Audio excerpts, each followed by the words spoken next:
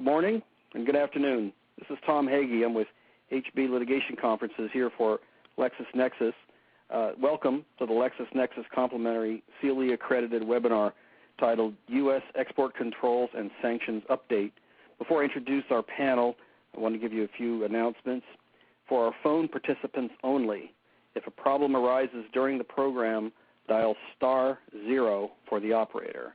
And for continuing education purposes, those of you listening by phone only, please make sure that you've identified yourself with the operator. If your name has not been taken, please dial *0 now, and an operator will take your information. Those audience members listening by computer do not need to identify themselves with an operator. In order to process your CLE credit, please download and complete the U.S. Export Controls and Sanctions Update form, which you will find in the gray CLE widget in the bottom dock of your webcast console. Please promptly return these forms as instructed to the LexisNexis CLE team. We suggest downloading these materials shortly after the program begins. All New York attorneys will receive a more specific form following this event within 15 days. Please consult your local rules for further guidance on CLE or contact LexisNexis at cle@lexisnexis.com. I want to make it clear for the New York folks and the rest of the attendees, you must print the certificate and return it to the LexisNexis mailbox. We can't issue New York certificates without verifying the participant codes that are on the LexisNexis certificate first. We want to make sure you get your credits. Again, the email box is cle@lexisnexis.com. All attorneys joining us today will be given two 4-digit codes, which I will randomly announce during the call. Please be ready at all times to write these codes down so you can enter them on the appropriate CLE paperwork. These codes are required to receive your credits and verify your active participation in today's call. You must attend the entire event in order to receive these codes. Again, all CLE material can be downloaded from the gray CLE widget on the bottom dock of your webcast console. The panelists welcome your questions. You can submit your questions at the Q&A tab of the webinar platform throughout the program today. Our speakers will try to address as many audience questions that are submitted through the Q&A tab as possible during the last few minutes of the program. Please keep in mind all questions may not get answered due to time constraints. We will not be taking questions over the phone line. We will only take questions through the web portion of the program via the Q&A window. And now I'd like to introduce our speakers. More complete biographies are in the PowerPoint. Christopher Monahan. Chris Monahan is an attorney in the International Trade Group at Crowell & Mooring's Washington, D.C. office. His practice focuses on the U.S. regulation of international trade, including export controls and sanctions. Mark Bartholek is senior counsel at Alcoa Inc. in Pittsburgh, Pennsylvania, and advises on compliance with export control and sanction laws and regulations. Stephen Hill is an attorney with the Washington, D.C. office of Baker & McKenzie. Stephen regularly advises multinational businesses on compliance with U.S. international trade regulatory laws, including export controls, trade and economic sanctions, anti-boycott laws, anti-corruption laws, and anti-money laundering laws. And with that, what I'd like to do is turn it over to Chris so you can kick off the formal part of the program. Chris? Thank you very much, Tom. I will be doing the first portion of the program with Stephen and Mark, and this portion is on export control reform and is generally an update on where we stand with export control reform, as well as some diving into some practical approaches and some discussion of some of the early issues that industry has brought to our attention and that we've been working with our clients to resolve. As you'll see on the overview slide, the basic roadmap for what we're doing, there are a number of topics. Some of them will be short, but we're going to cover all of these. We're going to talk about the history of export control reform and its current implementation. We'll talk specifically about the 600 series of ECCNs We'll talk about the newly defined phrase specially designed. We'll talk about the order of review. We'll also talk about transition issues for industry and how the regulators, the State Department and the Commerce Department have tried to accommodate for that. We'll talk about some of industry's early issue spotting with the new rules and what sort of problems we're seeing pop up and how companies are trying to navigate those. And we'll also talk about some practical approaches that sort of follows on there. And hopefully Mark will be able to provide a lot of insight on that as well. And then finally, using this slide deck as a resource, we've tried to put some links in there that would help those of you in attendance at finding resources after the fact or tools to use if questions come up after the presentation.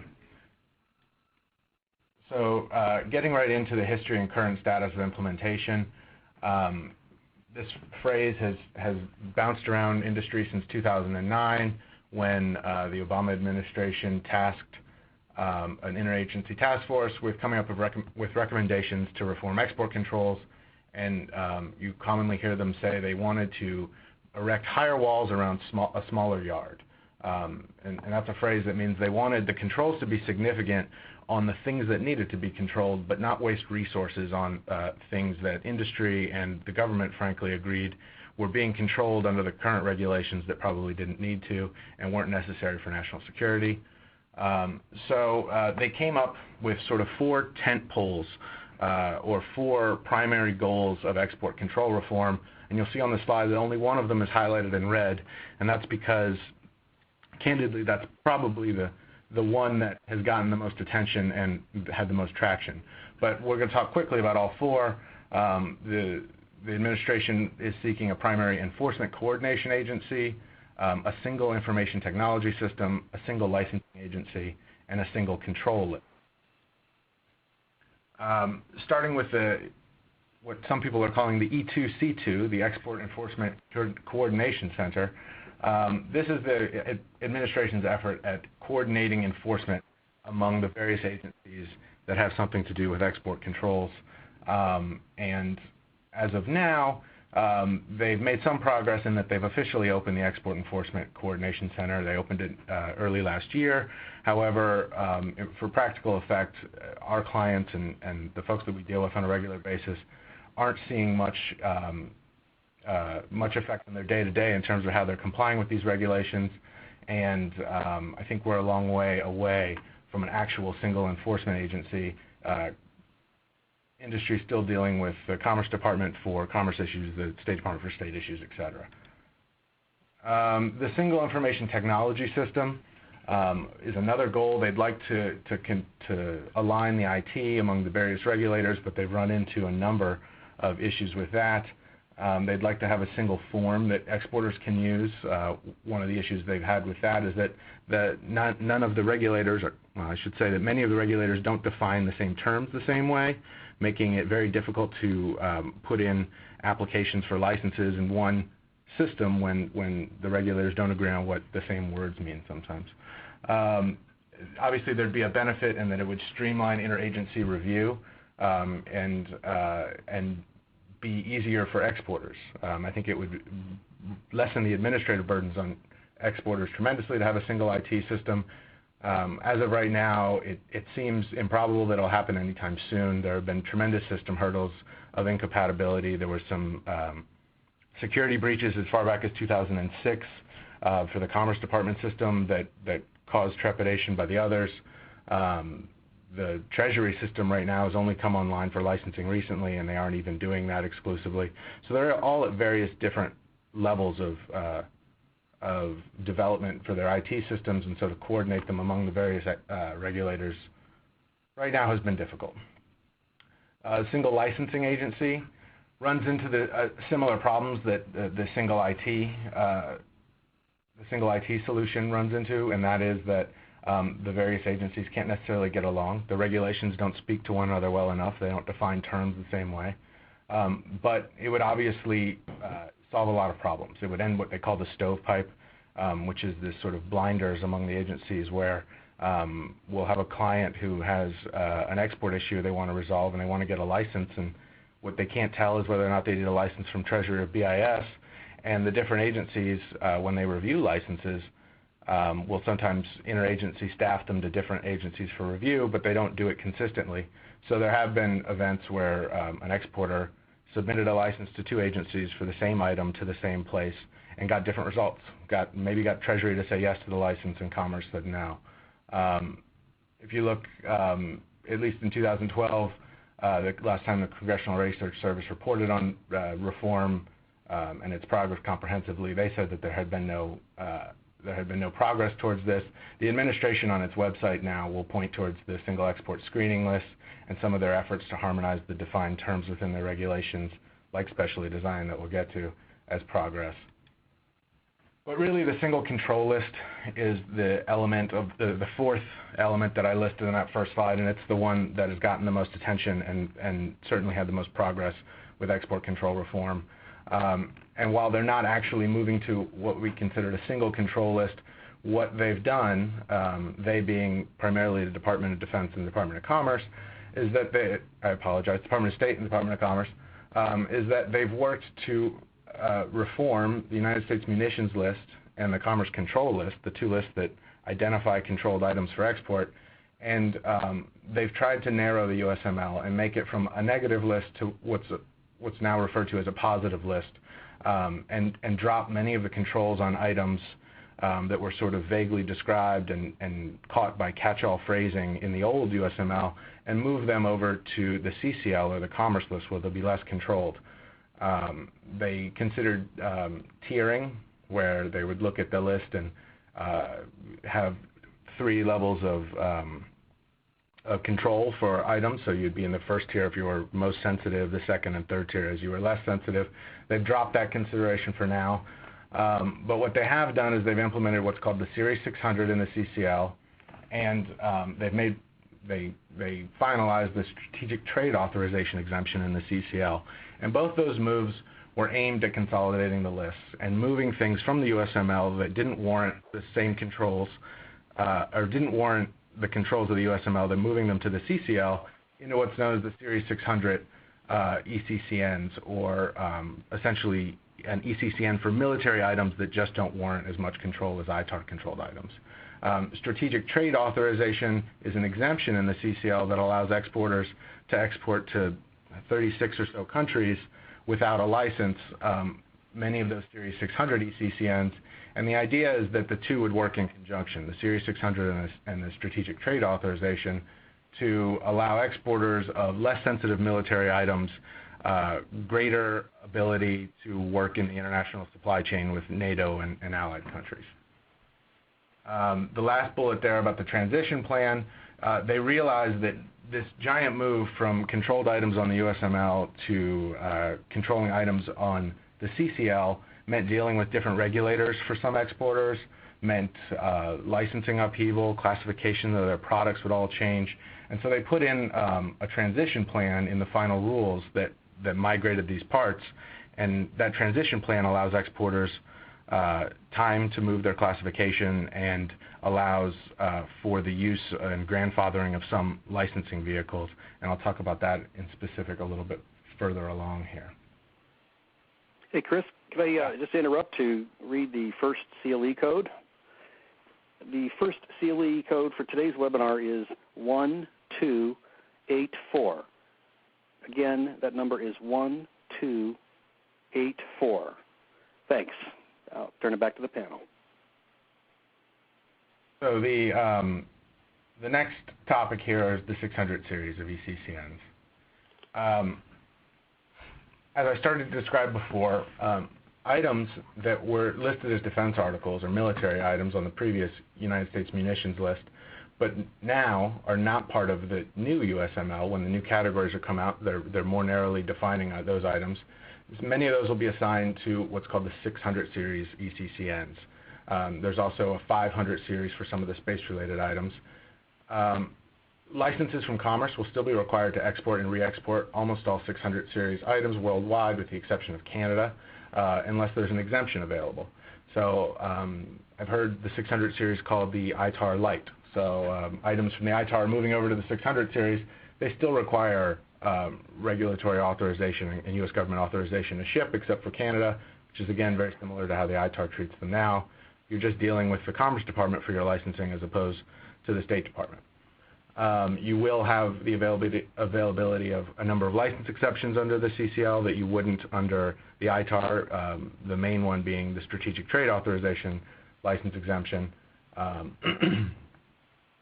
which is something we talk about in a few bullets here. The administration intends to make defense trade in the supply chain for NATO and other allies more efficient. I mean, that's the goal of this. The goal is to decontrol parts, make it easier, make U.S. Industry more competitive in the supply chain for defense articles. This 600 series is the big step. The other part of it is STA, which is the Strategic Trade Authorization. Again, it's available for 36 countries with limited circumstances, those meaning that the end user for items of STA either needs to return it to the U.S., be a foreign government, or the export has to be associated with an item that's already authorized. STA, as of right now, is seeing some what I would call minimal success. When it came out 2 years ago, and I know most of our clients saw the use of STA as more of a burden than an opportunity, because the upfront administrative hurdles are almost as onerous as getting a license.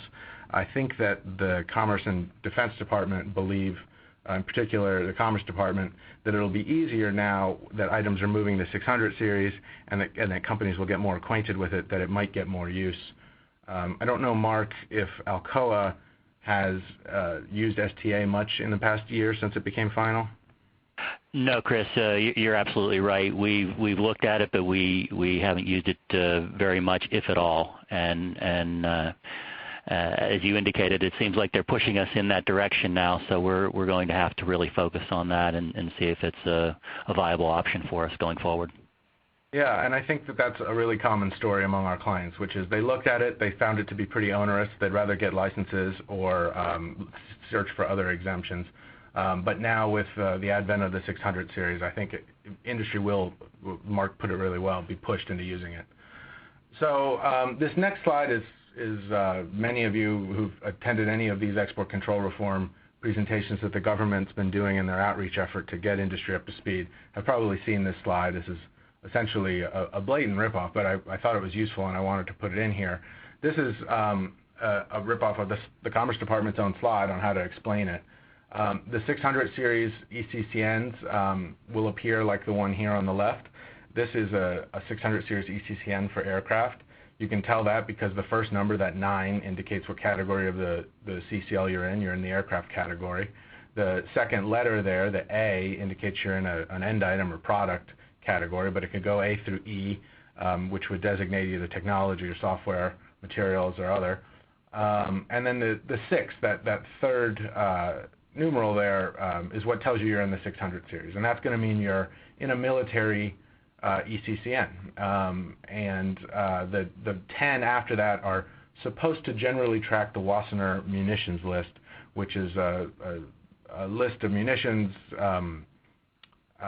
controlled for export by treaty at a multilateral level. The U.S. is a party to it. And in the past, actually, the CCL did track the Wassenaar's munitions list a little bit. You used to see 18 at the end of various ECCNs for items that were military but on the Commerce Control List. Often people would refer to the Commerce List as dual use or commercial and the military list as the USML. It's never actually been true. Wassenaar munitions items like military helmets and things have been on the CCL for years. But now all of these military items we group generally in the 600 series. And if you see on the right, there's the sort of further subdivision using A through W or then Y and X will tell you when you're looking at your article, if you're classifying it, where does it fall? If it falls through A through W, it's a specifically enumerated item or material part. And then Y and X are more of catch-alls that cover specially designed components for some specifically enumerated parts under Y, or then just specially designated parts and components generally enumerated in X. Specially designed is a phrase that you're going to see a lot. It's something that they we have some slides on coming up. It's also a move by the administration to try to clarify export controls and make it easier for exporters, hopefully with a great deal of success, but there'll probably be some confusion there anyway. You'll see highlighted above there's a note that says, note when classifying any item to the AR, consult Supplement 4 to Part 774, which is a really, it's a cite to what's called the Order of Review, which I'll get to.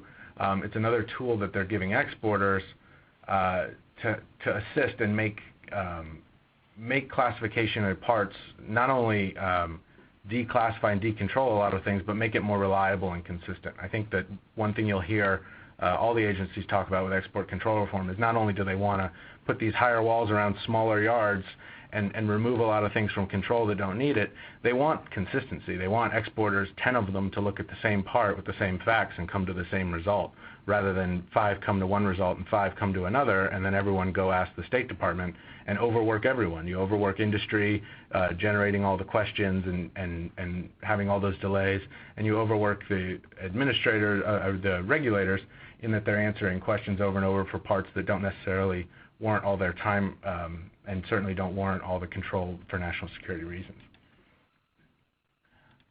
So we'll go into specially designed now. Specially designed is a phrase that is, in a sense, replacing what used to be specifically designed in the ITAR and has appeared as specially designed in the EAR for years, and it actually does appear in 1 or 2 instances in the ITAR, but it's never been defined very well.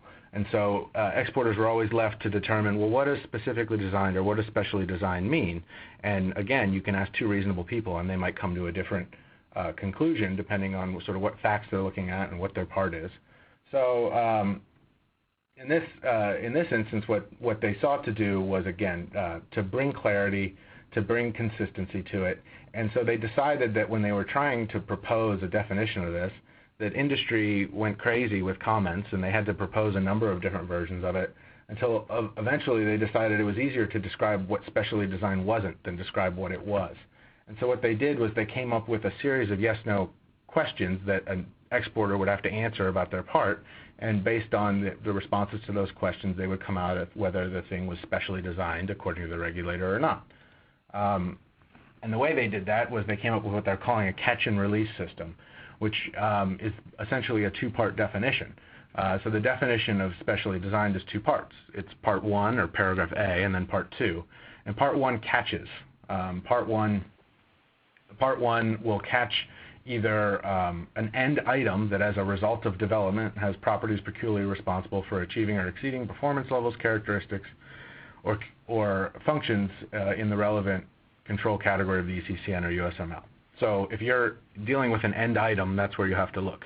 And if your end item has peculiarly responsible characteristics or functions that get it so that it's being described in the controlled category you're talking about, then then it's captured by that paragraph A. And then the second paragraph you only have to look at if you're dealing with a part or a subcomponent, and that second paragraph will catch almost any part or subcomponent that's used in or with a commodity or defense article. So it's not a very high bar. If the part's in the defense article, then it's captured. So then you move to, again, it's a catch and release. So the catch is actually pretty wide. It catches a lot of things that will eventually be released when you look at paragraph B. And paragraph B has the first release is for items that are either identified in a control category where they don't care about specially designed, or have been designated as EAR through a CJ, commodity jurisdiction determination. If the State Department came back to you 10 years ago and said that your part is EAR 99, then you don't need to worry about it being controlled today. They've sort of grandfathered that in with this. Or if it was cleared by an interagency cleared CCATS, which is a commodity classification request that you submitted to the Commerce Department, and they then staffed it out to multiple agencies to get cleared. The second one has caused, already an ocean of ink to be spilled, and I'll definitely ask Mark to weigh in on this, but other things that are being released are fasteners. And fasteners are defined as just that, fasteners. And I don't know, Mark, if you want to talk about some of the issues that have come up with the release for fasteners or not in Alcoa's world. Well, sure, I can talk about it a little bit, but first I want to react to your comment about industry going crazy with comments. Your firm was the one that helped Alcoa be one of those companies that went a little bit crazy, and we did provide a number of comments to the definition of specially designed as well as other aspects of Category 8. And one of the results is the language in B2, the release of fasteners, where it says, regardless of form or fit, a fastener, and then it lists several examples. From Alcoa's perspective, and the fastener industry in general, that's a huge issue for us. And we've been fighting this battle for, I don't know, 5 or 10 years at least, as to what level of control fasteners should have, if any. And so we were very happy to see this aspect of specially designed, and this part of export control reform is going to be a major benefit for Alcoa. We are fighting issues, though, as you suggested, and looking at the definition is very broad, and it seems to indicate all fasteners. And then it does give the EG, so it gives some examples, but I don't think those are meant to be definitive. And so we're running into questions now. There are complex multi-part or multi-component fasteners. We're wondering if those were meant to be captured by the definition of fastener. We're also wondering if fasteners that have stealth features, for example, were meant to be captured by that definition. And the question being is, if we read them that way now, is it a few years from now, would the same people still be in office, and are the same people still going to be around to interpret the regulations? So I think there's a lot more to come on this issue, but in short, we really like the definition of specially designed. Yeah, and I think we're hearing that as well, where companies who had issues with fasteners are 80% happy with this, but there's still that small percentage left that there's still questions about, and they want to make sure that that the regulators are aware of it, because you're right. 5 years from now, the folks who are speaking at conferences and assuring you that this is what they mean by this language might not be the same folks interpreting the language 5 years later. And then paragraph B has another release there, the third one, where a part with the same function or performance capabilities and equivalent form and fit as a non-USML or CCL item in production or having been in production is released. This is a really old concept that was sometimes called normal commercial use, or was also captured by a note, especially for the aircraft folk out there. It was captured by a note under 8H, controlling aircraft parts and components, which is essentially that if essentially the same part was on a commercial or civil version of what you have, that they're decontrolling it. They tried to decontrol it in the past through different definitions and carve-outs that were ambiguous, and they were getting a lot, they being the State Department, they were getting a lot of requests for determinations. They were getting a lot of licenses for parts that they didn't necessarily feel were worthy of licensing, and so they've tried to make it a little clearer here, but there are still some issues, and I'll talk about some of those coming up. And then there's other ways that something that might be captured by the first part of specially designed would get released, and all of them sort of go at the old regs. This is a run at making sure that that things that were designed for commercial use, or things that were designed for dual use, both commercial or military, or things that were designed for almost no use in particular, but just sort of designed for general application, just because they found their way onto some sort of military or defense article, the Commerce Department doesn't, the State Department doesn't necessarily want to control them. And in the past, that was attacked by folks like me interviewing people and trying to figure out, well, what was in the designer's brain? What were they really trying to think when they did this? Because the regs were written to account for design intent. They're trying to remove that now, and so how they've done that is, while they still want to decontrol things that weren't really designed for military uses, they've put in these paragraphs that say, if you developed it with knowledge that it wasn't going to be used only in a military item, that's fine. We need contemporaneous documentation for these releases. So you need to have something, and there's some examples in the regs, but it's not a definitive list. It just needs to sort of touch all the bases.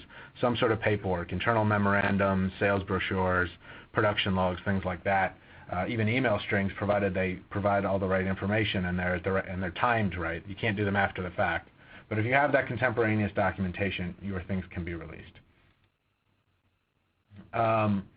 The next thing that they did that I think is worth noting is that they codified what's called the order of review. And this was in that highlighted segment on their slide that I borrowed, the supplement 4 to part 774.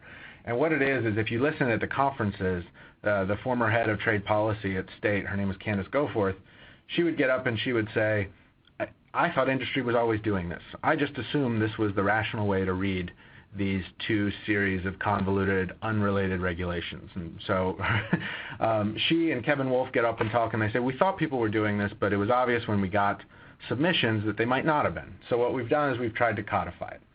And essentially what they've done is said, even if you're classifying a Patriot missile, or if you're classifying a number 2 pencil, you should approach the regulations in the exact same manner, and while you may be able to skip steps pretty quickly with a number 2 pencil, nonetheless you should tick all the boxes and go through the same process, and you should, if everyone applies this process, get to consistent results. Because again, that's another one of the big sticking points, is that they don't only want to decontrol items, they want consistency, and predictability.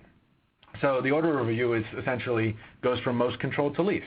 If you have a number 2 pencil, you should see if it's described in the USML and listed positively. It probably won't be. Then you look and see if it's captured in a catch-all paragraph, something that says or specially designed. And if it is, then you evaluate it under that series of catch and release things that we just went over in the last few slides to see if it is specially designed. If it's not, then you go and see if it's subject to the AR, which is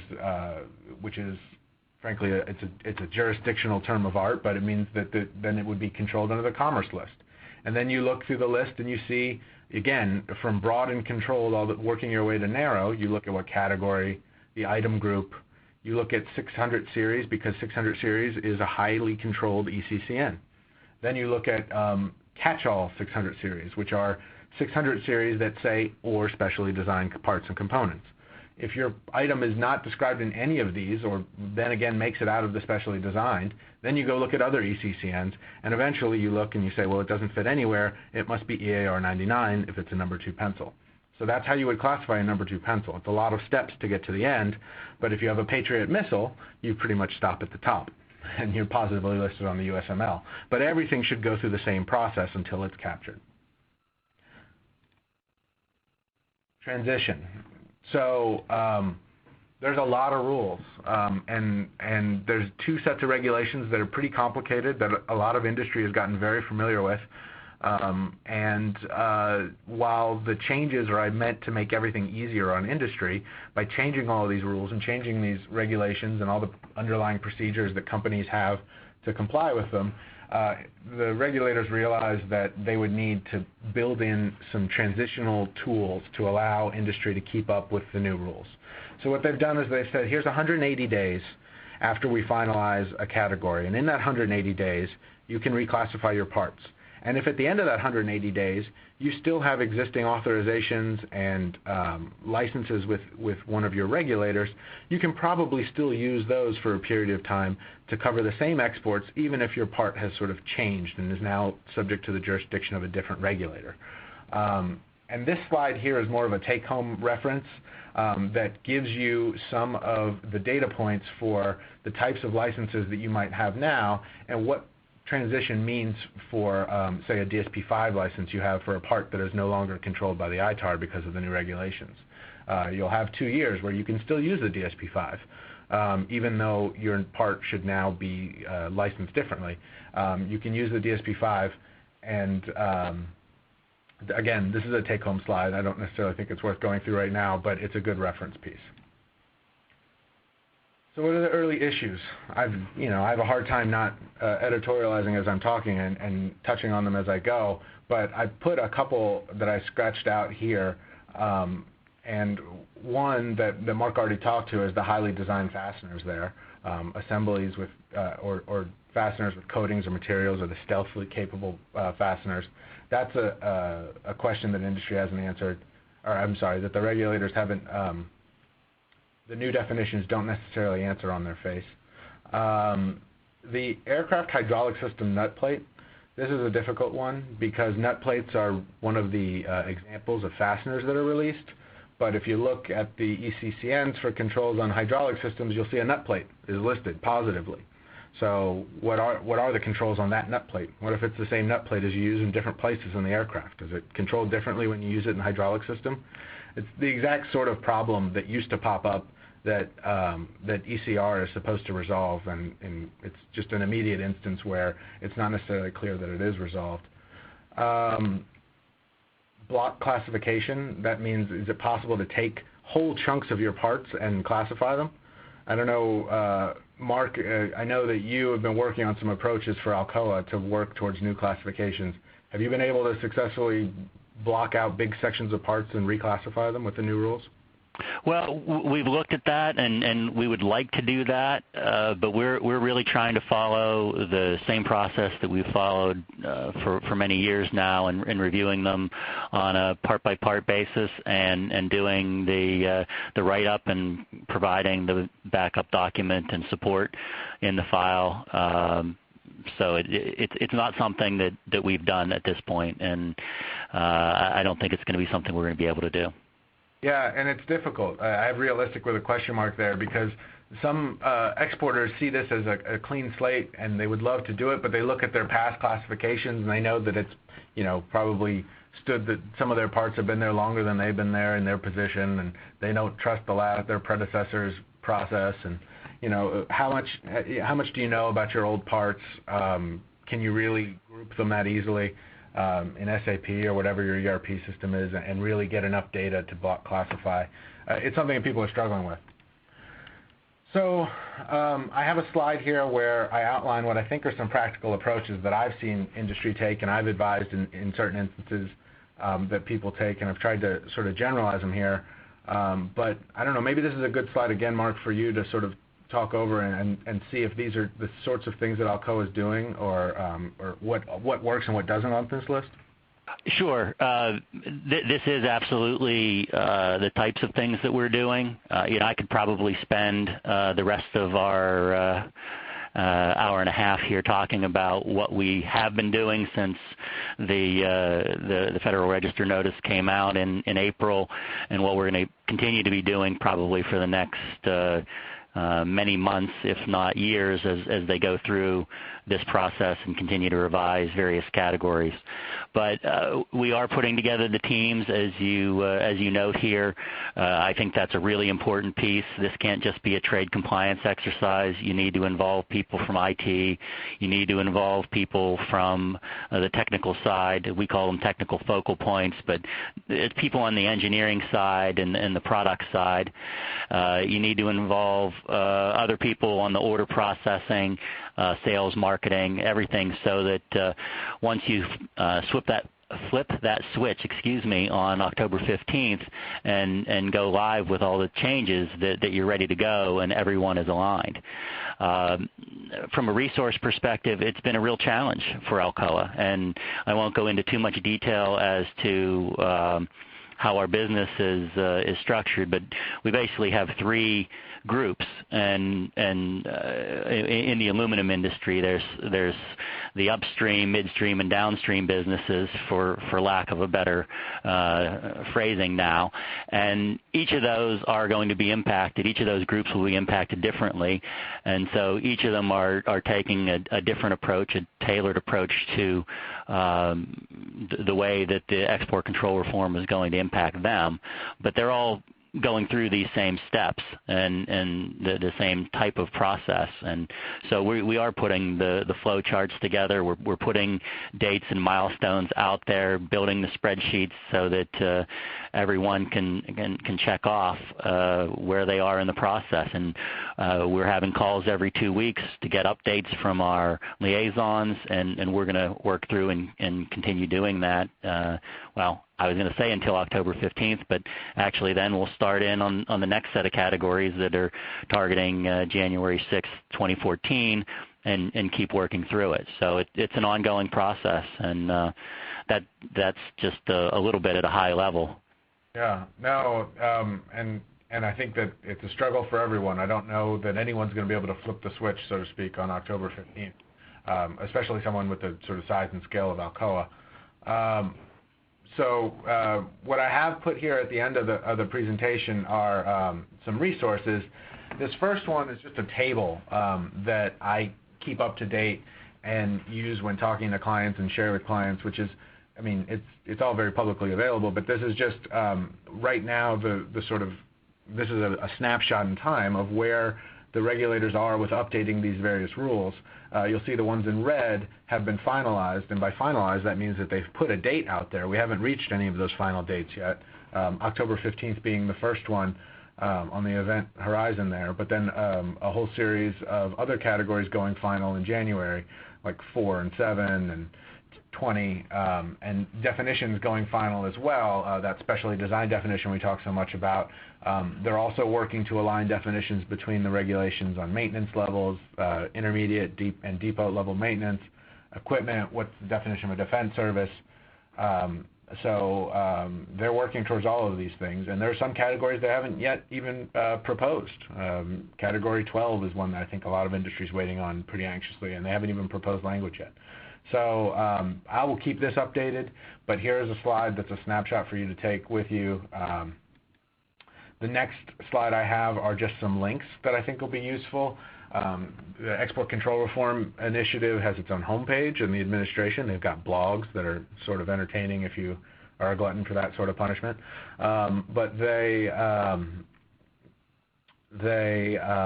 tracking their progress there, and it's a good place to go as sort of a home base. If you're in an industry and you haven't seen reform come through, you can see and get a sense of when it might be.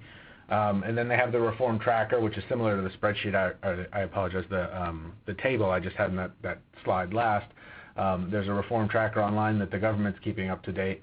I don't think it has quite as much information as the one I've given you. And then DDTC and BIS, the state and commerce sub-agencies regulating these things, are keeping lists of links to their proposed rules. What's useful there, in particular, I've found, especially for a lot of our clients, is obviously the proposed rule when it affects their products and their business, but what DDTC and BIS are also linking there, making it a little easier to get to, it's always been available, but it's easy to find there, are the public comments. After a comment period closes on a proposed rule, you look a couple weeks later and they'll link the public comments there, so you can see what sort of your contemporaries and your competitors and folks in your industry are saying about these proposed rules, and sort of borrow and benchmark against that, because a lot of these proposed rules have come out as proposed twice and 3 times because they've realized that the comments have been substantial from industry and they haven't quite gotten it right. So you might get another bite at the apple. But in any event, you can always sort of glean from the regulator through the comments and their responses to comments what they really mean by their regulations. So I think that can be useful. With that, I wanted to remind people that to the extent you have questions for either Mark or I or Stephen as he moves forward in this part of the presentation, submit them through the Q&A and we will answer them. Got a couple there now we'll sort out and get to at the end in case they're not presented in the presentation. But if you have others, please feel free to submit them. And with that, I think I leave it to Stephen. All right. Well, thank you very much. This is Stephen Hill at Baker & McKenzie, and we're at the halfway point, and now, to quote Monty Python, now for something completely different, but maybe not for what many of you do if you're involved in both export control and sanctions law compliance. The last half of the 90-minute segment that we have here is going to be focused on updates in U.S. sanctions law development. And just like in the export control area, which is currently undergoing a significant revision, as Chris and Mark just walked you through, the U.S. Sanctions laws also have gone through a significant amount of updating, especially in the area of Iran, which is the country that has been the focus of the greatest attention on the part of the Department of Treasury's Office of Foreign Assets Control, the State Department, and the White House in addressing various proliferation issues that the Iranian regime has given us. But what I'm going to do is, even though this is an update, I thought it would be helpful to go through and give kind of a brief overview of some basic principles under the U.S. sanctions laws, just to set the table, and so you know, as I get into more details, what exactly I'm talking about. And then after that, I'll walk you through the updates for Iran.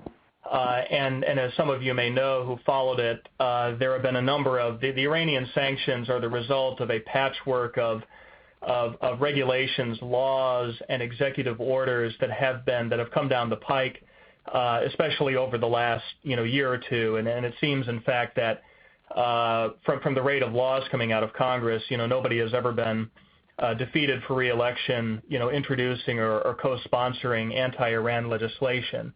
And so there has been a lot of Iranian activity coming out of Congress that then has to be synthesized, put into regulations by the folks at OFAC, who are the ones who interpret and then ultimately enforce the sanctions. And as a result, there may be some inconsistencies, as you'll see. But also, as this is an update, we'll also talk about some other areas where U.S. sanctions laws have been updated, most notably Syria, which has seen an increase in sanctions measures, and also areas where we've seen some easing, most notably with respect to Burma, also known as Myanmar, and also with Sudan. And again, just a reminder, as Chris mentioned, you can submit your questions online, and time permitting, we'll try to get to them. But turning quickly to the sanctions law overview, what I would the best way to describe the sanctions laws as they fit into kind of four broad buckets that I would call them, and the first two are on this slide. The first one is what can be termed comprehensive sanctions or embargoes, and these are sanctions programs that pretty comprehensively prohibit U.S. persons, and in some cases owned or controlled foreign affiliates of U.S. companies, from engaging in transactions, and they broadly target four countries: Cuba, Iran, Sudan, and Syria. And basically there is a near comprehensive ban on U.S. person transactions with these countries and with the governments of these countries. The second bucket is what I would call significant sanctions, and these are sanctions programs that impose significant restrictions on activity with respect to these countries, but don't comprehensively ban transactions with the countries. And just to give an example, with North Korea, there's a comprehensive restriction on the export or re-export of U.S. origin items or foreign items containing more than 10% U.S. content.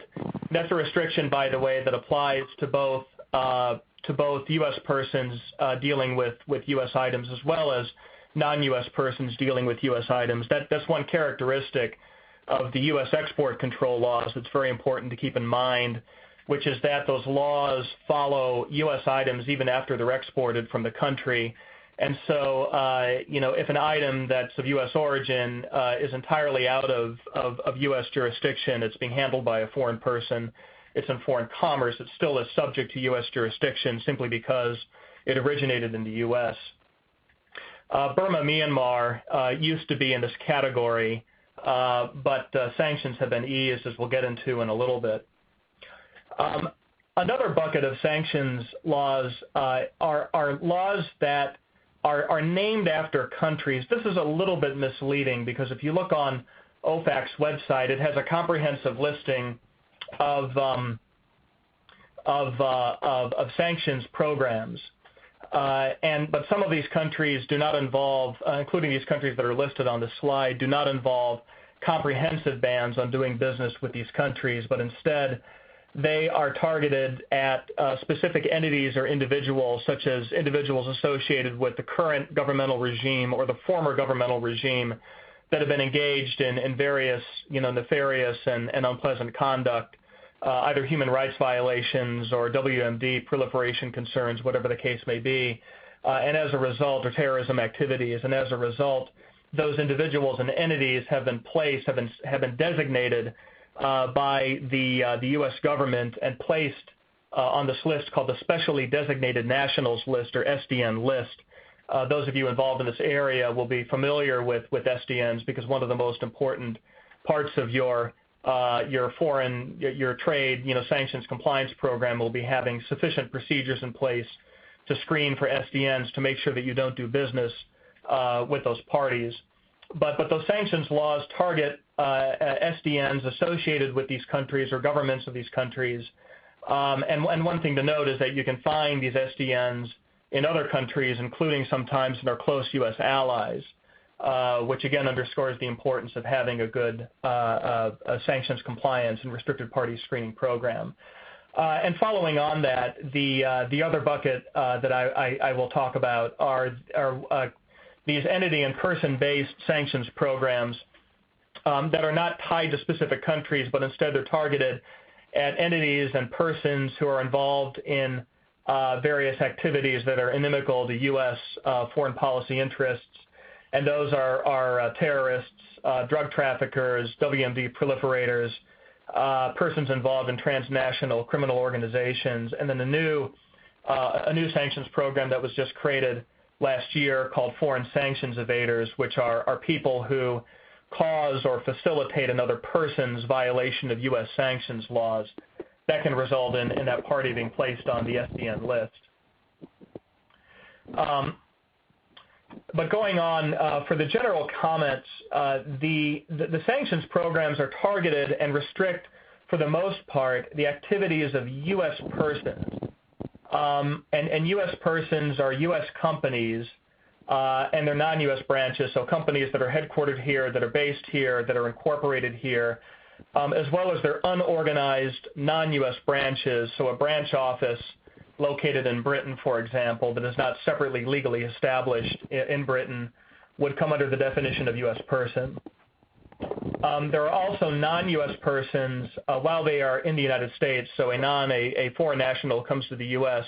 and engages in conduct here would violate the U.S. sanctions laws. For example, a foreign person can't come here and facilitate a sale to Cuba, to give you an example. That would be a violation of U.S. sanctions laws.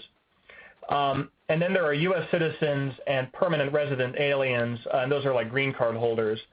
And that would be wherever they are located or employed. So if a U.S. citizen goes overseas and works in for a non-U.S. company, that person is still subject to the U.S. sanctions laws. Let's say, for example, they go over and work for a French company, and the French company has business in Syria. They would not be able to be involved or facilitate that business because it would be a violation for them to be involved in it, even if their employer itself is not restricted. If there are separately incorporated foreign subsidiaries of U.S. companies, like a GmbH in Britain or a PLC in Germany or a PLC in Britain, they are not included in the definition of a U.S. person, with the exception of the Cuba and Iran sanctions programs, which extend to owned or controlled foreign entities that are owned or controlled by U.S. persons. This is a notable case of the U.S. sanctions laws extending extraterritorially to entities that are not considered to be U.S. citizens or U.S. persons. So that's a very important thing to know with respect to the Cuba and Iran sanctions programs. Can somebody mute their speaker? One of the speakers. I think I'm catching some feedback here. Thank you. As I mentioned, one of the aspects of the U.S. sanctions programs is extraterritoriality. That is the extension of U.S. jurisdiction extraterritorially to cover persons that are not U.S. persons or activities that are not necessarily in U.S. commerce. I mentioned this earlier. One example are transactions in U.S. origin items or items containing above de minimis U.S. content that involve these restricted countries or these restricted parties. They come under the scope of the sanctions laws, even if there's otherwise no nexus to U.S. jurisdiction. I also mentioned transactions by U.S. persons anywhere, so U.S. citizens and green card holders, anywhere they are located would be subject to the sanctions laws. And then there are transactions by non-U.S. persons that may draw U.S. sanctions. And the one thing that I would focus on here, and we'll come into this in a little bit because this is especially the case with Iran, are under the Iran Sanctions Act regime, these various anti-Iran sanctions measures that have come down the pike allow the U.S. government as a matter of foreign policy to reach out and apply sanctions to non-U.S. persons for conduct that has nothing to do with the U.S., but that is considered to be against U.S. foreign policy, and that would be non-U.S. entities, for example, that facilitate or that help or that invest in Iran's energy sector or Iran's ability to develop its nuclear program or its energy program or WMD activities. And I have a couple of slides on that that'll be coming up. One other general comment on the sanctions programs is the sanctions programs prohibit both U.S. person direct involvement in transactions with sanctions targets, sanctioned countries and sanctioned persons, but also U.S. person facilitation of those transactions. And facilitation is a very broad concept, and it can include, it basically encompasses any kind of support, either a support directly for the sale or some kind of pre-sale support or aftermarket activity related to a transaction with the sanctions target. And so an example of that can be, a supply of products or services to a third country, knowing that the party in the third country is going to be supplying those services or products to a sanctioned country or a sanctioned target. Another example would be if a U.S. person gives approvals for certain sanctioned country activity. And this is a big case, for example, where you have a U.S. parent company and its European subsidiary is doing business in Sudan. That's one of the sanctions programs where a separately organized U.S. subsidiary can engage in transactions with Sudan. The U.S. parent and U.S. persons with the U.S. parent cannot be approving the transaction or giving any kind of assistance to the transaction. So they can't be authorizing the transaction, they can't be arranging for logistics services, they can't be handling payments related to Sudanese customers, they can't be arranging for insurance for the sale, freighter logistics. They can't be doing anything like that because that would come under the definition of a facilitation. And you can see other examples that are on this slide. There are many different ways that U.S. persons can be facilitating a transaction that would be prohibited for sanctions program purposes. I mentioned earlier that one of the important aspects of sanctions programs are these SDNs, these restricted parties, and it's important that you would have, if you're engaging in business anywhere outside of the U.S., and even if you're only engaging in business in the U.S., that you would have some kind of a screening program, either a standalone program or one that's integrated into your ERP system, where you would be screening counterparties for any that are on this SDN list, and that would be customers, vendors, third parties, banks, insurers, whatever kind of third-party business party you're engaged in should be screened.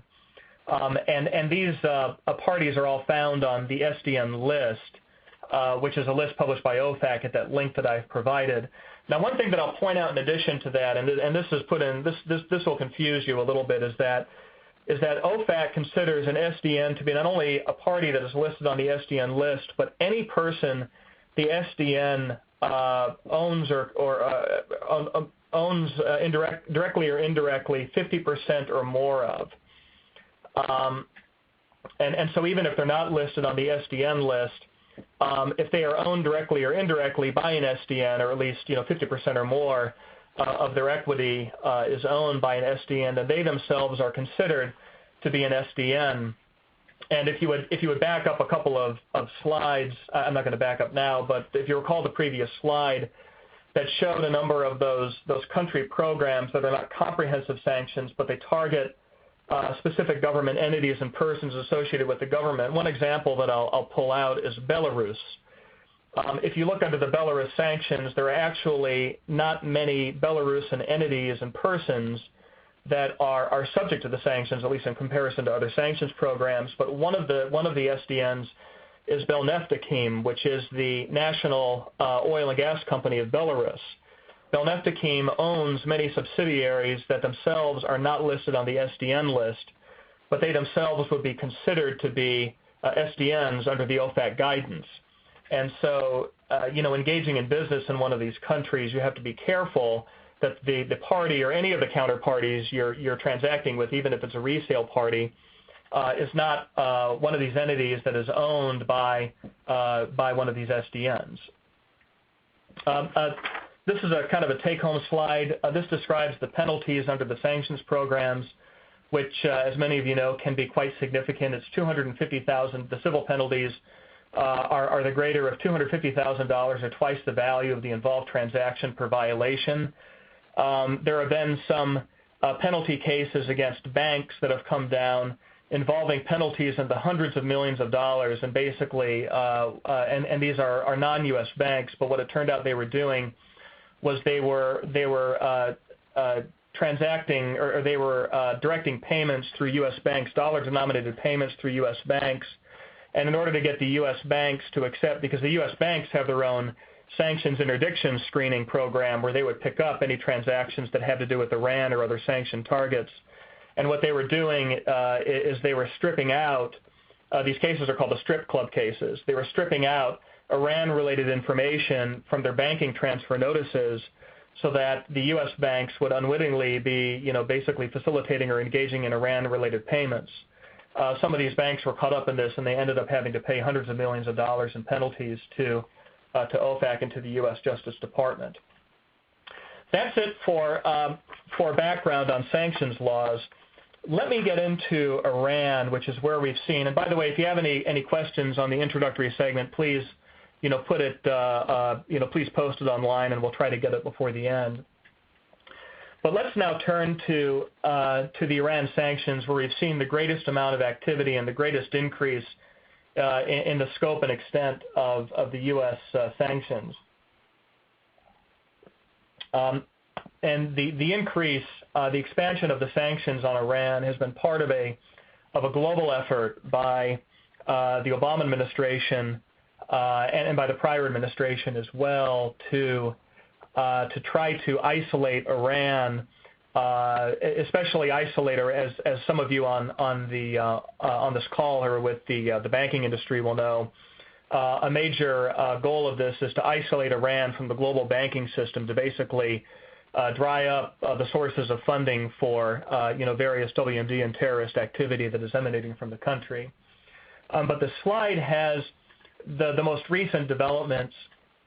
Last year, a law was passed called the Iran Threat Reduction Act, and this has had a major impact for U.S. companies, because this is the law that extended the jurisdiction of the Iran sanctions from just U.S. persons to owned or controlled foreign entities that are owned or controlled U.S. persons. That was a significant expansion of the Iran sanctions, which went into effect last October. Another development is what I'm going to call the Iran Sanctions Act regime. And I call it the regime because it started out with a law called the Iran Sanctions Act, which was passed in the 90s.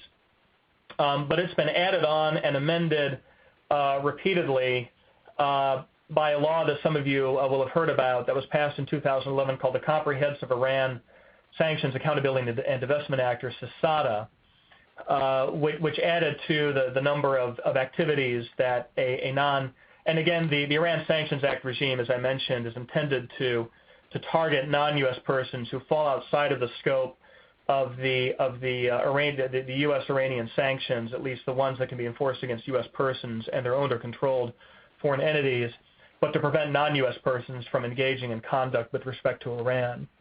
But the Iran Sanctions Act regime has been expanded by a number of different laws, as well as executive orders. that have added onto it, basically expanding the scope of its coverage to cover additional activities that can subject a party to U.S. sanctions. And as I mentioned, the goal has been to go after sources of funding, and so Iranian banks have been many Iranian banks have been designated, and other Iranian entities have been designated under weapons of mass destruction and anti-terrorism sanctions. And finally, there have been passage of financial sanctions under a couple of laws that were passed recently, including the National Defense Authorization Act for fiscal year 2012, which imposed additional sanctions that can be levied against financial institutions for engaging in transactions with respect to Iran. And this basically kind of breaks down into buckets the kind of Iran sanctions that we have for U.S. persons and foreign persons owned or controlled by U.S. persons. The Iranian Transactions and Sanctions Regulations, or the ITSR, and to give you a citation for that, it's 31 CFR Part 560, is the major sanctions regulation that applies. And then, as I mentioned, there are sanctions against persons not subject to the ITSR, that is, foreign persons falling outside of U.S. jurisdiction. And so that's the ISA regime, and then the levying of those financial sanctions regs, as well as the blocking of property of various Iranian entities under anti-terrorism and weapons of mass destruction non-proliferation sanctions by designation of them as SDNs. And one of the I would point out that one of the things that designation as an SDN will do is it requires U.S. persons to block property and interests of property of the SDN into which they come into possession, and property can be anything from real personal property, money, or intangibles. And so an example of that would be a contract in which the counterparty or a beneficiary party is an SDN. U.S. persons who would come into possession of the contract, let's say that you acquire a foreign entity that has contracts with SDN parties in Iran or in other countries, those contracts could not be engaged in, even amended or canceled by U.S. persons, because they're required to block it and report it to OFAC. And so you would have to go to OFAC with a report of the property, and then you wouldn't be able to deal in the property as a U.S. person until you get OFAC authorization. So that's one of the aspects of being designated as an SDN. But let's go on and talk about the Iranian transactions and sanctions regs. It prohibits U.S. persons from engaging in virtually any transactions involving Iran, the government of Iran, Iranian financial institutions, and persons in Iran, and that would include, facilitation and exports. And then with respect to non-U.S. persons, the Iran sanctions would extend to, any items that are of U.S. origin or with controlled U.S. content of more than 10%. That's a case, again, of U.S. law extending out to any U.S. origin items or items containing more than de minimis U.S. controlled content that are then sold to Iran. And then effective October 9, 2012, and this is the Iran Threat Reduction Act that was passed last year. Now effective October 9, 2012, foreign entities that are owned or controlled by U.S. persons are subject to the same restrictions as U.S. persons, and so any foreign subsidiary of a U.S. company, even if they're separately organized in a non-U.S. jurisdiction, and even if their affairs are managed entirely, free of the U.S. corporation, U.S. parent, or any U.S. persons, would be subject to the Iran sanctions. There was a brief period from October 9 through March 8 when these owned or controlled non-U.S. entities were allowed to wind down their transactions with Iran, basically continue and finish out any orders that they had in place with Iran or engage in transactions needed to wind up and terminate any contracts. But that period ended on March 8th of this year, and so any transactions with Iran after that date, even if related to winding down of Iran business, would not be subject to the temporary authorization. Okay, the definition of owned or controlled. This is actually spelled out in the regulations at section 516 or 560.215. That would include any entity in which a U.S. person holds a 50% or greater equity interest by vote or value in the entity. Any entity in which the U.S. person holds the majority of seats on the board of directors of the entity, or any entity that the U.S. person otherwise controls the actions, policies, or personnel decisions of. And so as you can imagine, this is something that some parties have struggled with, where you don't have an outright equity ownership that you can point to and say, okay, this is an owned or controlled entity, but there are like strong shareholding percentages or strong board memberships, and it's a question of whether in fact the entity is owned or controlled.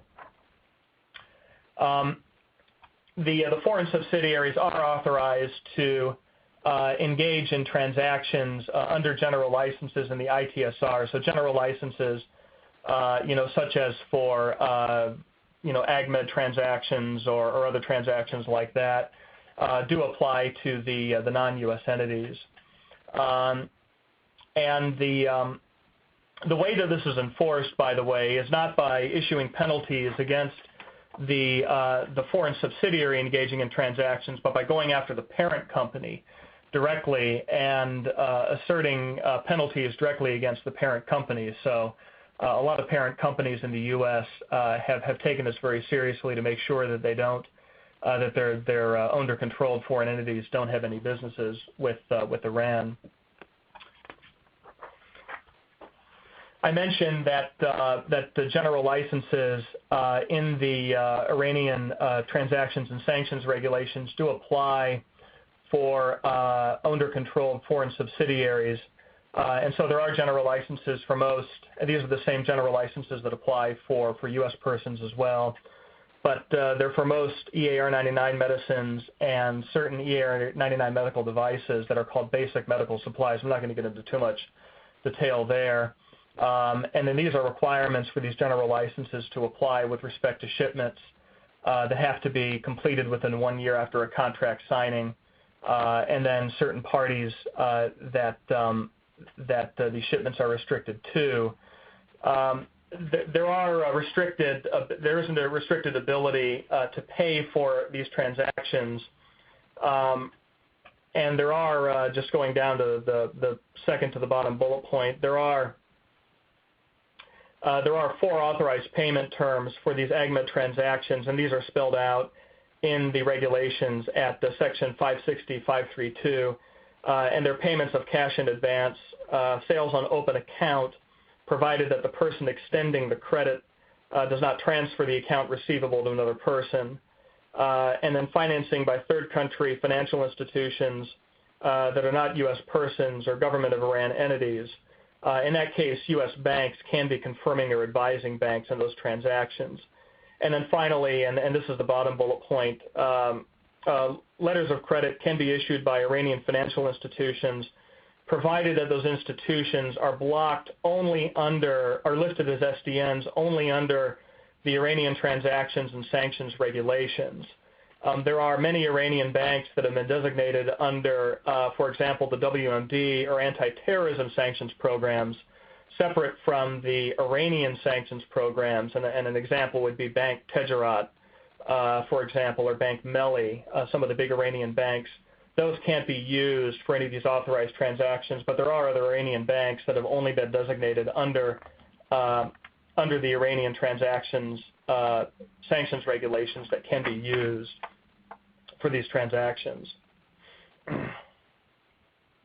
Okay, one thing that I also want to focus on here is there's a new securities disclosure requirement that was passed recently and as part of law under the Iranian Threat Reduction Act, Section 219. And this is a disclosure requirement that affects both U.S. and non-U.S. issuers that file annual and quarterly reports to the SEC. And what you have to do is you have to file a disclosure if the issuer or any of the affiliates where they knowingly have engaged in certain activities, most of which target Iran. This is a very broad disclosure requirement. There's no materiality threshold, and there are a few exceptions to the disclosure. The SEC has confirmed that the affiliate, for purposes of this provision, it's the same definition as used in Exchange Act Rule 12b2, which is that it encompasses any person that directly or indirectly through one or more intermediaries controls or is controlled by or is under common control with the issuer. One of the things that parties have struggled with in looking at this provision is whether this would be interpreted to include directors and executive officers of a particular issuer, and that's something that the industry is currently trying to grapple with, and we've seen some cases where where there hasn't been a particular inquiry into that, whereas some other parties filing these disclosures have gone so far as to disclose the activities of individual directors or officers if they would come under the scope of where the disclosure is required. And this slide has the reporting triggers where a Section 219 report to the SEC is required. And these are the sub-bullet points: any transaction or dealing with the government of Iran without the specific authorization of a federal department or agency. So if you have let's say a subsidiary that is engaging in transactions with Iran, but it's subject to one of those general licenses or a specific license that you've obtained from OFAC, you would not have to disclose it as part of this requirement. Another disclosure trigger is any transaction or dealing with SDNs under the terrorism or WMD proliferation sanctions programs. Now, one thing to note here is, although this provision was adopted as part of the Iran Threat Reduction Act, there are many non-Iranian parties that are designated as SDNs or terrorists. And so what this would require is a review to see if you have subsidiaries that are engaging in not non-U.S. subsidiaries that may permissibly, because they're not U.S. persons, be engaging in transactions with SDN or terrorism parties. It would require a disclosure even if those transactions don't have an Iran nexus. So this is one of the things to keep in mind. Other triggers are any sanctionable activity under the Iran Sanctions Act, and I'm going to get to that in a couple of slides. Certain activities targeted by the Iranian financial sanctions regs, which are sanctions regs that address specifically the banking industry and financial transactions with Iran, as well as the transfer of goods or technologies or provision of services to Iran where it's for the purpose of committing serious human rights abuses against the people of Iran. And so this would be like telecommunications devices, for example, that might have been used by the Iranian regime to engage in anti-democratic activities. So those are the reporting triggers that would require an SEC, a report to the SEC by U.S. and non-U.S. issuers. Let me go on now to the Iran Sanctions Act regime, which I mentioned. This was originally a law that was passed in 1996 to target. This is in response to criticism in Congress and other quarters of U.S. foreign policy, where there are a number of companies that were still, a number of non-U.S. companies who fall outside of the scope of Iran sanctions because they're not U.S. persons, who are still engaging in extensive business with Iran, including business to support the nuclear industry or the energy industry. And so the Iran Sanctions Act was initially passed to address that and allowed for the State Department to impose certain sanctions on these parties, sanctions such as excluding them from access to the U.S. market, excluding them from export-import bank funding, and we'll get into that in a little bit. But these sanctions that are designed to address non-U.S. activity with respect to Iran have been amended and expanded throughout the years, as I mentioned, so that a number of different activities are now covered. And these next slides are kind of take-home slides, but this gives you a list of the different kinds of activities that can result in a company being sanctioned under the Iran Sanctions Act regime. For example, making investments in the petroleum sector in Iran, supplying products or making investments that assist Iran in the development or importation of refined petroleum products, investments or providing products or sales, whatever, that help Iran in the development of petrochemical products. And each one of these different sanctions measures has different triggers as far as the total amount of the investment. For example, with the petrochemical product sanctions, it covers the selling or leasing or providing any goods, services, or technology or support valued at more than $250,000 in an individual contract or $1 million in the aggregate in a 12-month period that directly and significantly facilitates the maintenance or expansion of Iran's ability to develop petrochemical resources. And these next slides give further examples of activity that can result in sanctions. And again, it's a lengthy list, so I'm not going to go into detail, and you can look at these after the presentation. But this has obviously been a significant issue for non-U.S. companies because they don't want to be subject to sanctions that are imposed by the State Department. And these next slides describe to you the kinds of sanctions that can be assessed. And typically what happens is, these companies will get a call from the State Department, and they'll say, you're engaged in X transaction with Iran. We want you to end, like let's say they're engaging in certain transactions to support the development of finished refined petroleum products.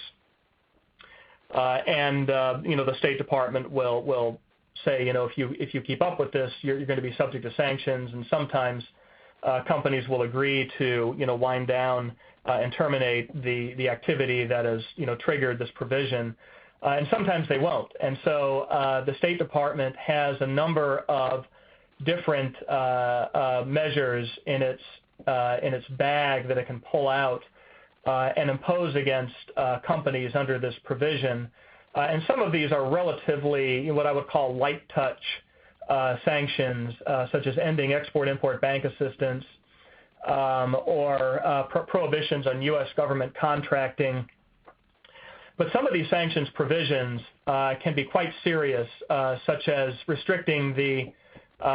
basically restricting the access of the company to the U.S. financial system, restricting their access to the U.S. market, essentially having them treated as an SDN, for U.S. purposes, so that they can't engage in any transactions that have a nexus to U.S. jurisdiction, either the U.S. financial sector or any property that is subject to U.S. jurisdiction. Another measure can be to go after the directors and the officers of the company and prohibit their access to the U.S. market by, for example, denying them visas. And this slide is just an example it's a recent Federal Register notice where the State Department subjected this company named Furland, including one of its officers, this is I believe a Russian entity, for activity that triggered the Iran Sanctions Act, or one of those provisions under the Iran Sanctions Act regime. And so you can see the measures are quite onerous, where they were essentially blocked from access to the U.S. market. And one of its executives was blocked from access to the U.S. by denial of a visa. But anyway, you can look at the prior slides and see all of the provisions that, or all of the measures that can be levied. There are financial sanctions, as the people on the call from the banking industry know, that have recently been levied, and so it's similar to the Iran Sanctions Act, where there are a number of financial-related sanctions that can be levied against foreign banks for engaging in certain activities that involve Iran. Again, kind of these targeted types of activities. And I'll let you take a look at this slide in your free time. Let me go really quickly through other developments under U.S. sanctions laws, and some of these are going to be take-homes. I got about a minute left, and then we're going to go to questions here. The Syria sanctions have been expanded recently the most significant expansion is putting a prohibition on the export of services to Syria by U.S. persons. What that effectively has done is it has, because services are so broadly defined and can include, anything from making a sale to or an importation of products from, that it effectively has turned Syria into a sanctions program that's like Iran or Cuba, where there's a comprehensive ban, ban on U.S. persons conducting business with the country. Burma, contrary to Syria and Iran, Burma has actually gone in the opposite direction as a result of democratic reforms. There has been an easing of sanctions on the country.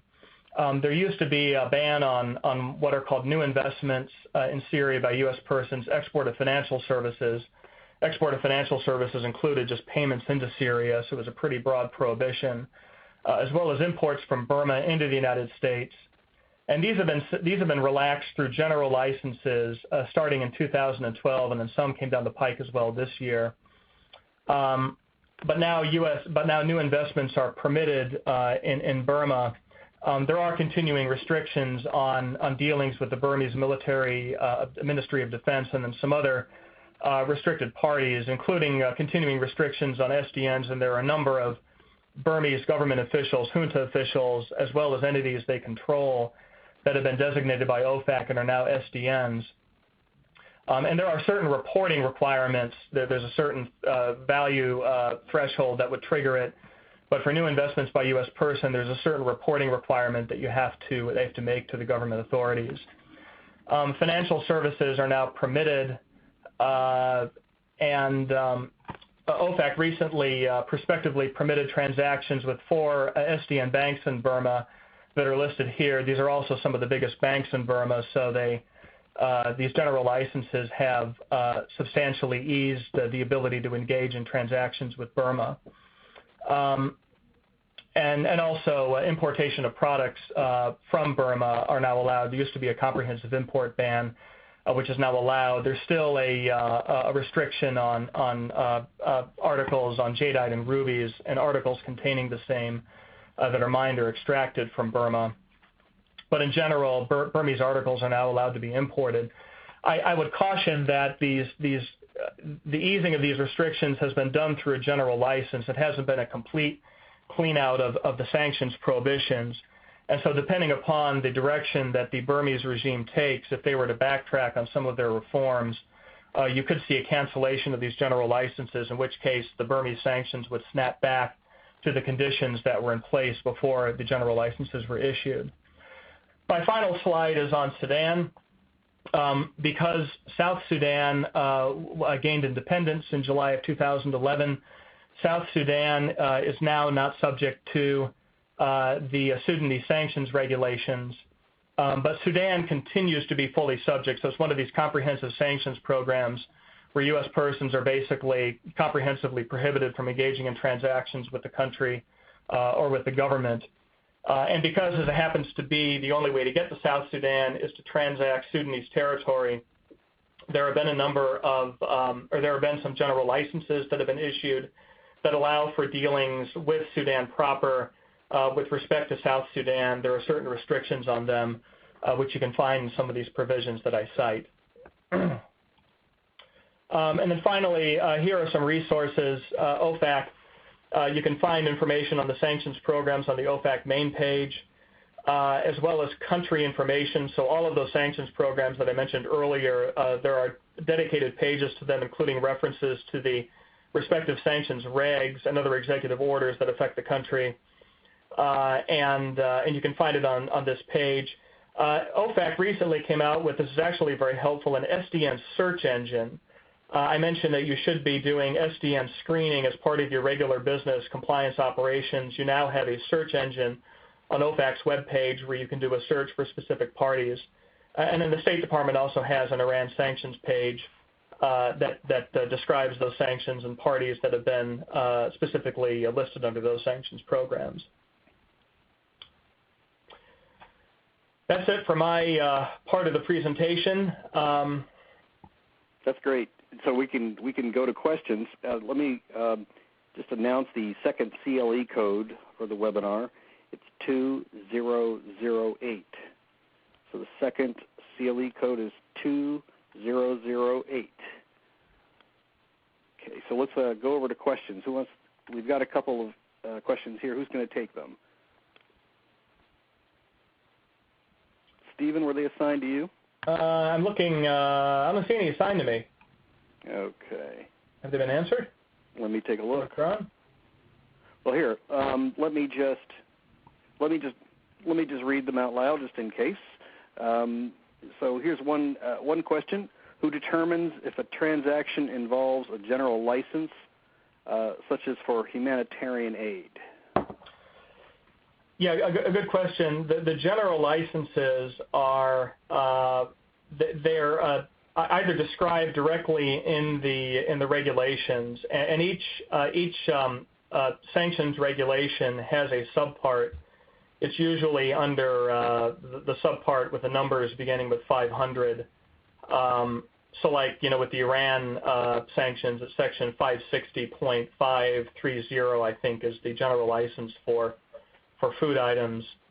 And so the provision would describe the scope of activity that the general license covers, as well as any requirements that a party has to utilize the general license. Maybe there's a reporting requirement to the agency, or there could be a specific way the transaction has to be done, or there may be limitations on how the party gets paid, or what could exactly be used with respect to the general license. But in general, it's going to be found either under the sanctions regs proper, or in case of Burma, those general licenses that I mentioned have been issued as basically letters by OFAC, and they're on the OFAC website. So if you go on the web page and you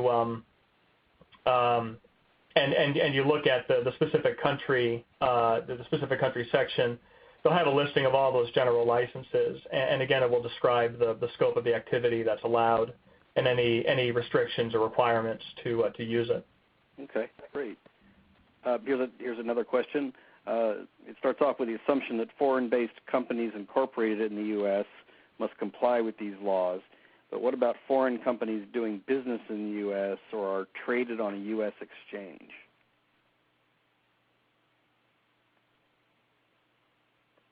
Yeah, it would apply. Well, if the foreign company is traded on a U.S. exchange, then presumably it has to file. Let's take that first. Presumably it has to file with the SEC. Then you would be subject to that reporting requirement that I mentioned earlier for Iran-related transactions, because that extends to U.S. issuers and non-issuers. Otherwise, the mere trading on a U.S. exchange wouldn't necessarily bring you within the scope of the sanctions prohibitions. Unless there's some other nexus to U.S. jurisdiction, like maybe there's funding that you're getting in the U.S. that's going to be going to, Iran business or Sudanese business. And of course, if you have any non-U.S. employees or non-U.S. entities that are in the entities that are in the U.S., I should say, like you've got a branch office there or something like that, they could not be involved in these sanction activities because they themselves would be considered to be U.S. persons.